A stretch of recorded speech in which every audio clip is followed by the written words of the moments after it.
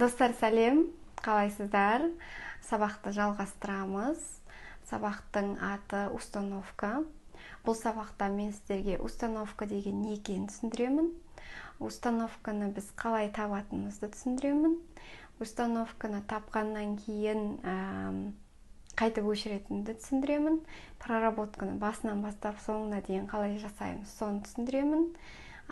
Денемен байланысты, түпсанамен байланысты сөйлесуді, дене арқылы жауап алуды не үшін үйрендік, ол бізге қалай қазір көмектеседі, соны түсіндіремін. Содан проработка бітті, инсайт алдым, қуаныш сезімі келді, жүрегім тынышталды, шынымен өшірілді деген кәміл сенімдерге қайтып жетуге болады, соны түсіндіремін. Ол үшін установка деген неге қысқаша сіздерге айтып кетейін. Установка деген ол нейрондық байланыс мидағы, немесе установка дегеніміз ол сіздің түйген түйін тұжырымыңыз кішкентай кезіңізден осы күнге дейінгі ол программа сізде түпсанада. Ол программа дегеніміз сіздің жаңағы пердеңіз көзіңіздегі, немесе призмаңыз, өмірге қарайтын, өмірге қандай очкимен қарайсыз, соған байланысты деген сияқты. Сіздің ішіңізде, мышлениеңізде қандай установкалар бар, соған байланысты өмір сүресіз. Түсінікті, да? Сондықтан түпсаналы түрде немесе осыған дейін түйген тұжырым установкаларыңыз ақша туралы қандай, сондай көлемде ақшаны аласыз өміріңізде. Бизнес туралы установкаларыңыз қандай тұжырымдар түйіп жинақ қойдыңыз, қандай программаларға барып жүгінесіз, соған байланысты сіздің өміріңізде бизнес бар, немесе бизнес жоқ. Солай тағысын тағы басқа, қарым-қатынаста да солай, денсаулыққа да солай қарайсыз, жаңағы өмірлік жол, предназначениеға да солай қарайсыз. Барлығы сіздің мына жердегі және мына жердегі жиналған байлығыңызға байланысты. Сондықтан айтатыны, ішіңіздегі әлеміңіз сыртыңыздағы өміріңізге әсер етеді. Іште не бар, сыртта сол болады. Өмір сіздің айнаңыз, ішкі айнаңыз. Іштегі әлем сіздің сыртыңызды көрсетіп тұрады. Егер дәл қазір осы күні сіздің көңіліңізге жақпай жатқан жағдайлар болатын болса, онда оның барлығы сіздің іштегі өзіңіздің жазып қойған установкаларыңыздың жұмыс жасап тұруына байланысты. Соның кесірінен деп айтуға болады. Установкалар жаман нәрсе емес, ол процесс сіздің сақтау механизмі, ол сіздің психикаңыздың айырылмастай бөлігі. Оны сіз сол процесста түпсанадағы неге жаман нәрселер кілең жиналып қалған, маған бәрі ұнамайды деп кінәлаудың қажеті жоқ. Жауапкершілікті аламыз да саралап талдаймыз. Керегін қалдырамыз, кедергі болып тұрғандарын өшіреміз деген сияқты. Барлығы сіздің қолыңызда. Және де установканың әрбіреуі сізге во благо жұмыс жасап тұр. Яғни сіздің жақсылығыңызға байланысты, берекеңізге байланысты, пайдалы болсын деп сізге олар служить етіп тұр. Қалай болады? В общем, сізге жақсы болсын деп сақтап, оның мақсаты сондай. Әр установканың.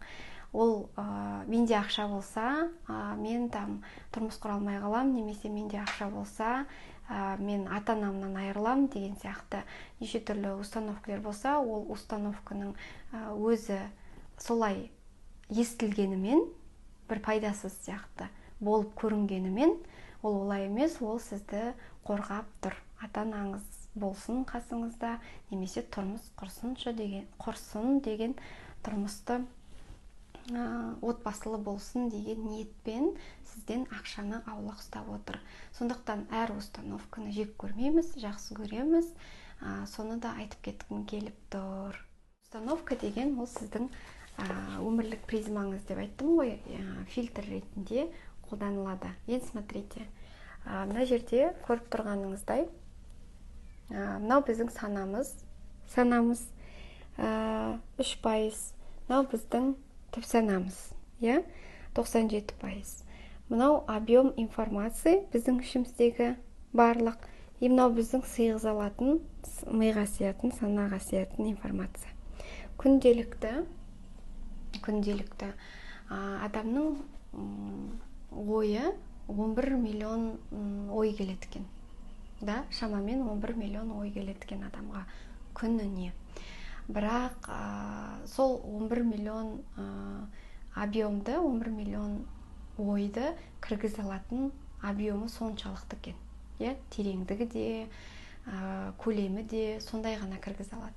Ал мына біздің түп санамызда 11 миллионды 2,5 миллион есеге көбейткен. Сондан 11 миллионды 2,5 миллионға көбейтіңіз. Сол жерде шыққан көлем, объем соншалықты ол күніне сояқта сондай информация талданып жатады. Анализденіп, көріп деген сияқты. Біз байқамай тұрған, біз контролировать ете алмайтын, білмей жүрген, елемейтін, бейсаналы түрде, неосознанно болып жатқан операциялар. Яғни біздің жүріп тұруымыз, немесе тамақ ішіп алғанда ас қорытып жатқанымыз, оның бәрін біз істеп жатырық түп саналы түрде.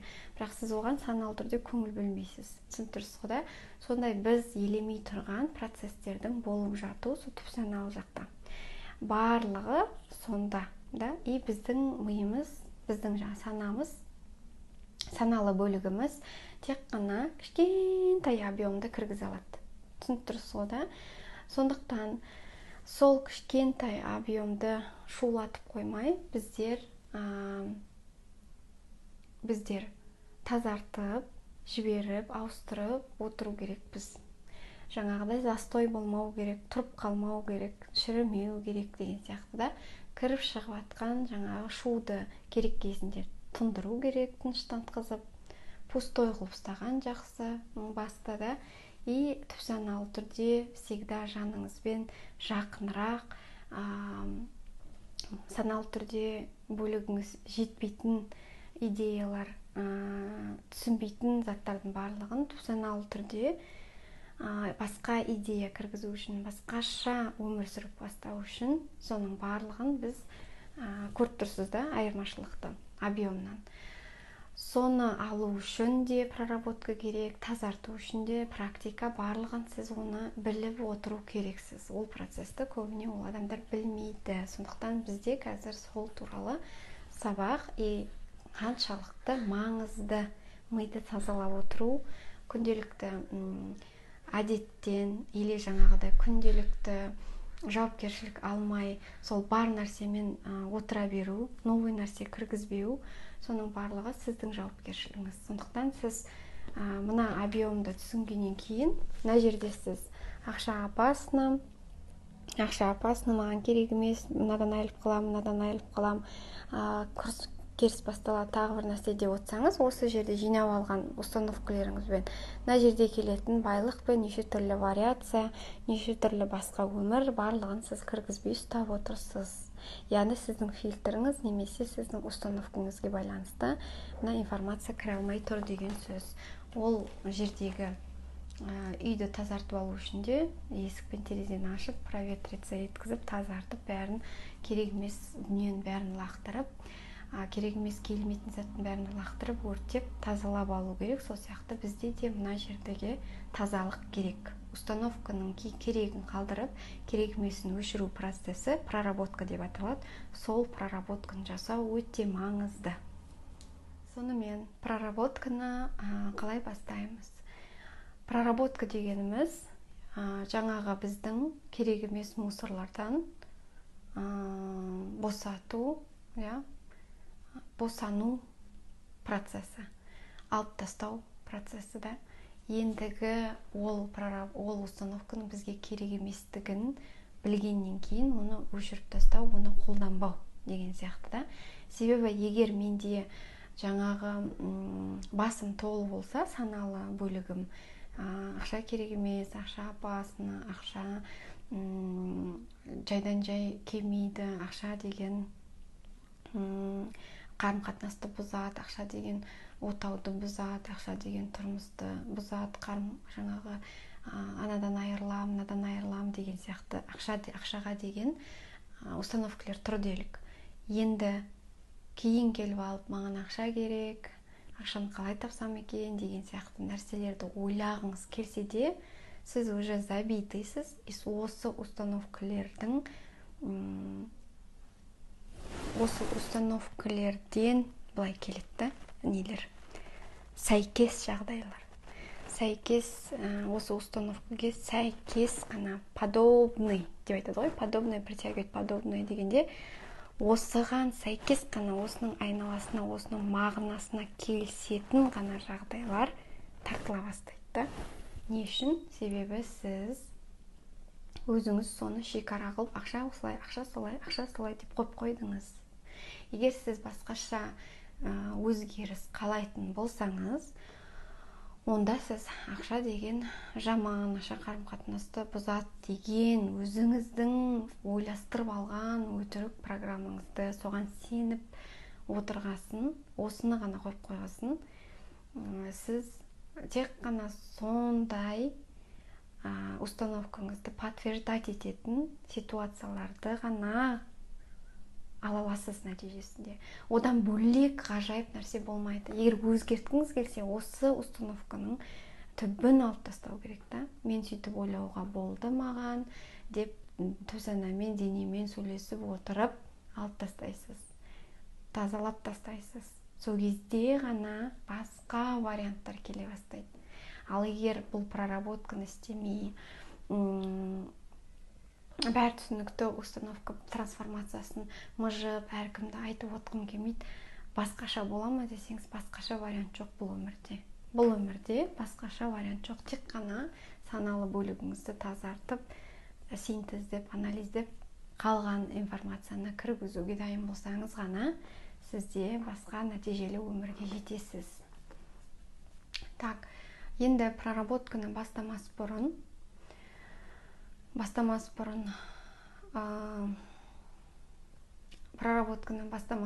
сіз бірінші ойыңызды тыныштандырып алу керексіз. Қалай тыныштандырасыз? Дыхательное упражнение керек, медитативный музыканы қосу керексіз. Медитация жасайтындай жайлы, сөзі жоқ музыкалар болады ғой. Немесе ол музыка маған керек емес десеңіз, тыныш жер керек. Ешқандай дыбысы жоқ, сізді ешкім мазаламайтын, сондай бір жер болса, соны отырасыз. Желательно таза ауасы бар жер, желательно терезені ашып, таза ауа жіберіп, деген сияқты сондай нәрселерді істеу керексіз. И отырып алғаннан кейін тынышталасыз, расслабленный болады ғой, денеңізді бос ұстап, тек қана дыханияға көңіл бөліп, яғни тыныс алу процесіңізге көңіл бөліп қана где-то 2-3 минуттай отыра тұруыңыз керек. Дыханияны жайлап, оны интернеттен қарап алуыңызға болады. Мен өзім қалай істеймін. 4-ке дейін санайым. 1, 2, 3, 4. Аламда, демді. Тоқтайым, оны ұстап тұрам. 4-ке дейін санайым ішімнен. 4 секунд. Потом жіберемін. Асықпай. 4 секундте. Жіберген кезде дей жібермейсіңіз. Асықпай жібересіз 4 секундқа келістіріп. Сосын 4 секундқа тоқтайсыз. И қайтадан процесс жалғаса береді. Сөйтіп 1-2 минут, 3 минут істейсіз.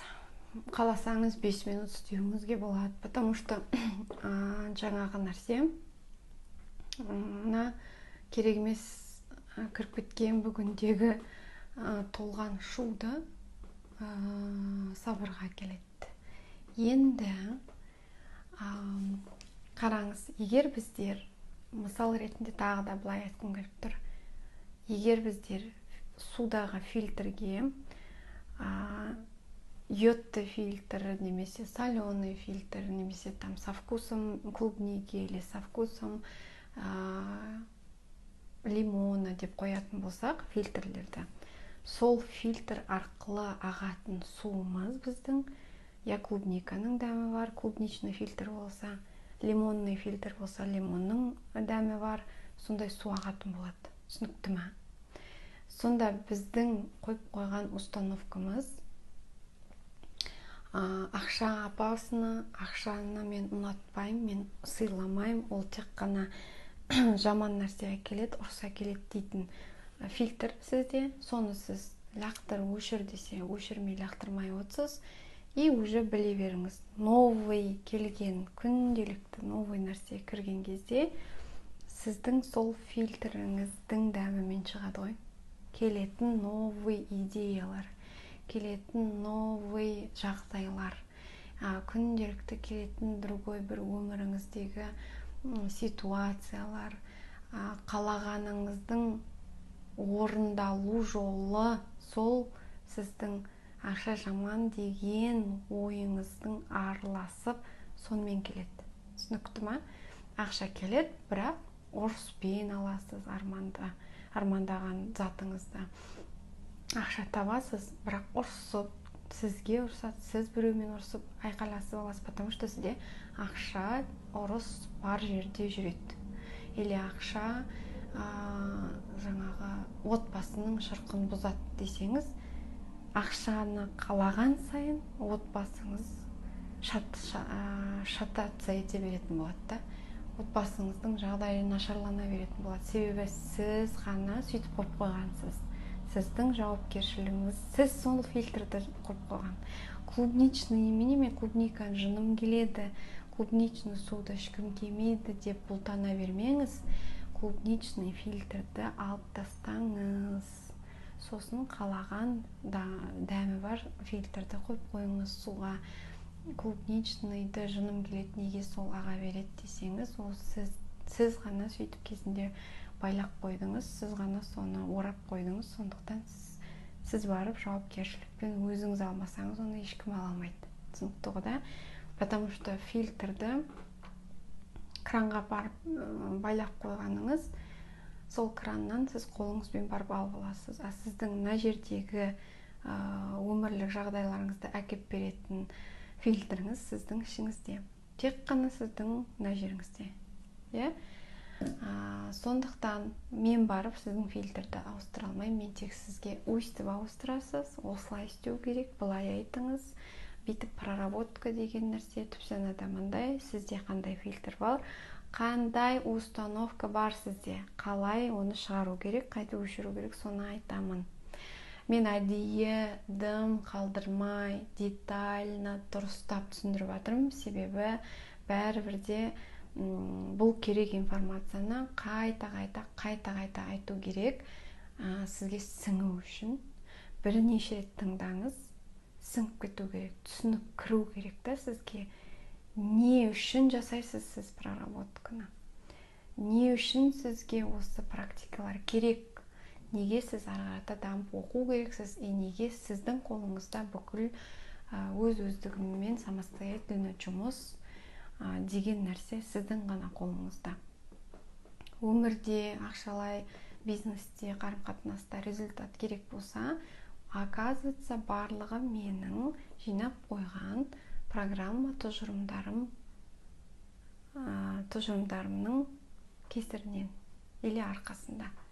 Сондықтан мен қазір оның түбегейлі установкасын тауып алып, өшіремін, бәрі жақсы болады деген ой сізге, деген аксиома, сондай заңдылық ішке кіру керек. Түсу керек мына бастан мына жерге.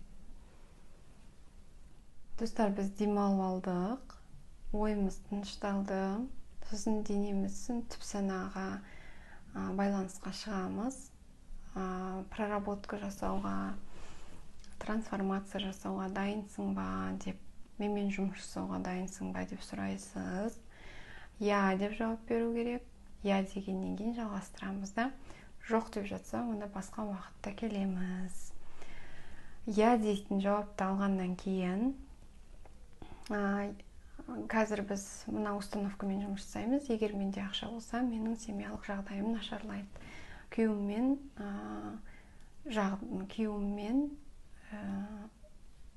қарым-қатынасым бұзылады. Сондай установканы қазір өшіреміз. Сол установканы мысал ретінде алдым. Енді қараңыз. Түпсана байланысқа шығып, жұмыс жасауға дайынмын деді. Сосын сіз айтасыз, егерде менде ақша болатын болса, менің күйеуіммен қарым-қатынасым нашарлайды деген установка менде бар ма деп сұрайсыз. Сөйтіп ол денеңіз, сіздің түпсаналы түрдегі бөлігіңіз я немесе жоқ деп жауап береді. Егер бар болатын болса, я бізде бар, біз оны қолданып жатырық дейтін болса, онда я дейді. Егер сізде жоқ болса, ол установка онда жоқ деп айтады. Мүмкін сіз бір списокпен или біреудің айтқанына байланысты менде де бар шығар деп ойланған шығарсыз. Сондықтан бар нәрсені ол сіз шынымен соны қолданып отырсаңыз я деп жауап береді, и жоқ болса жоқ деп жауап береді. Сондықтан біз сначала көзімізді жеткізіп аламыз, ол программа бар ма бізде, жоқ па. Бар деген болса, онда бүйтіп айтамыз: осы программаны мен өшіргім келіп тұр. Өшіруге көмектес. Маған бұл программа керек емес. Мен бұл установканы қолдандым осыған дейін, бірақ дәл қазір ол маған керек емес, пайдасы жоқ. Мен ол программаны, бұл установканы жіберемін, отпускаю. Оңды және абыройлы жолмен, қайырлы жолмен орындалсын депші. Бұл программа маған ақшаның келуіне кедергі болып тұр. Осы сөздерді төменде постта жазып қоямын. Сол сөздерді қайта-қайта айтасыз. Бірақ жаңағыдай жағдайда отырасыз, тыныш. Осы сөздерді 3-4-5 рет қайталайсыз. Сосын егер де менде ақша болса, мен тұрмыстық жағдайым нашарланады, ұрыс-керіс көбейеді, күйеуіммен қарым-қатынасым нашар болады. Сондай программа, сол программа установканы өшірдің ба деп денеден сұрайсыз. Алып тастадың ба деп. Сол кезде ол я деп жауап беру керек. Я десе, ол уже өшірілді, бұны қолданба деп тұрсыз, сіздің бұйрығыңызды қабылдады деген сөз. Енді сіздің өміріңізде осы программа бұрын соңды тартып тұрған жағдайдың барлығы келмейтін болады. Бір установканың, бір трансформацияның күші 8 жылдық өміріңізді экономдайды. 8 жылдық қайғыны кіргізбейді. 8 жыл бойы түсіну керек, ол олай емес екен ғой деген сияқты ақылды или не болса инсайтты түсініп 8 жылыңызды құртпайсыз. Сіз 8 жылдық өміріңізді экономдап, бір проработкаде түбіне дейін жасап алып тастайсыз. Түсінікті ғой, да? Содан кейін арғарата рахмет деп айтасыз өшіргеніңе, ризашылығыңызды білдіресіз. Бірге жұмыс жасауға әлде де бола ма, басқа установкалерді өшіруге бола ма деген кезде я десе, список бойынша қалған жалғастырып өшіре бересіз. Тізіміңіз сізде бір күнде 10 установкаден, күнде 30 установкаден өшіріп отыруыңызға болады. Қаншалықты сіздің байланысыңыз нақты, байланысыңыз қатты жақсы болса, денеңіз арқылы түпсаналы байланысыңызды жоғалтпай жасай беретін болсаңыз, онда күніне 30-40 установка өшіруге болады. Осылай жайлап отырып, примерно 1-1,5 сағат уақытыңыз кетеді. Бірақ соның арқасында сіз 1-1,5 айдан кейін нәтижені көресіз. Себебі проработкаға дейін сіз қандай адам болдыңыз, проработкадан кейін мына жердегі өшіріліп кеткен жағдайлардың жоқ вариантыңыз боласыз ғой. Мысалға, уже кешегі құндыз, бүгінгі құндыз емес болып отырасыз, потому что сіздің установкаларыңыздың, фильтрлеріңіз бәрі ауысқан сайын, ой өрісіңіздің жаңағы несі өту потогы күшейген сайын, мына жерді тазалап новыйды кіргізіп үйреніп отқан сайын сізді кішкене ғана күту керек болады, 1-2 ай, 1,5 айда, или 3 ай жарым, или 6 ай деген кезде сіздегі нағыз мақсат ол күнделікті ақша темасын алдыңыз ба, ақша сферасын алдыңыз ба, сол сфераға қатысты барлық шыққан установкаларыңыздың бәрін тізімін өшіріп тастау керек та. Мен сіздерге айтайын, где-то 280-300 установканы өшірсеңіз, сіздің ақшалай жағдайыңыз моментально өзгереді. Моментально. 100-300-ді сіз 1 айда өшіруіңізге болады, 180-200-300-ді 3 айда асықпай жүріп өшіруіңізге болады. В общем, барлығы сіздің ниетіңізге байланысты, барлығы сіздің өзіңіздің отырып, өзіңізге деген уақыт бөлуіңізге байланысты. Әркімнің жылдамдығы әртүрлі, салыстырмаңыздар. Бірақ тез нәтиже қалаймын десеңіз, пожалуйста, күнде өзіңізге 1 сағат уақыт бөліңіз. 1 сағаттың ішінде списокты қойып қойдыңыз ғой, сол галочканы қойып сызып отырып өшіресіз. Бәрін сізге түпсаналы түрдегі денеңіз нақты жауап айтып беріп отыру керек. Жаңағы сөздерді айтамыз, дене арқылы өшірілді ме, өшірілмеді ме білеміз, содан кейін рахметімізді айтамыз, ризашылығымызды айтамыз, сосын проработка бітті. 10-нан кейін тағы да жалғастыруға болама деген кезде жоқ дейтін болса, тағы да маған әлде де проработка жасауға жалғастырып істей берейін ба деген кезде жоқ дейтін болса, онда сіз сол жерде 10 ма, 10, жетеу ма, жетеу тоқтатасыз, точканы қоясыз да, все, бүгіндікке онда болды деп тұрып кету керексіз. Оны да өзі ол таңдайды. Сондықтан содан рұқсат сұрап отырып, түпсаналы түрде энергияны өзі ол вообще проработканың өзіне осының айтып, өшіріп, не істеуіңізге энергия керек, күш керек, күш керек, энергия керек. Сондықтан ол өзінің қаншалықты бүгінге сізге көңіл бөле алатын, тазалық жасай алатын функциясы қайға дейін күші жетеді, соған дейін қарап отырады. Егер тоқта дейтін болса, сіз соны мүдірмей тыңдау керексіз. Егер істей бер, бар әлі энергия жетеді дейтін болса, онда пока стоп деп айтпайынша өзіңіз істей беріңіз. Түсінікті ғой да? Іске сәт, достар.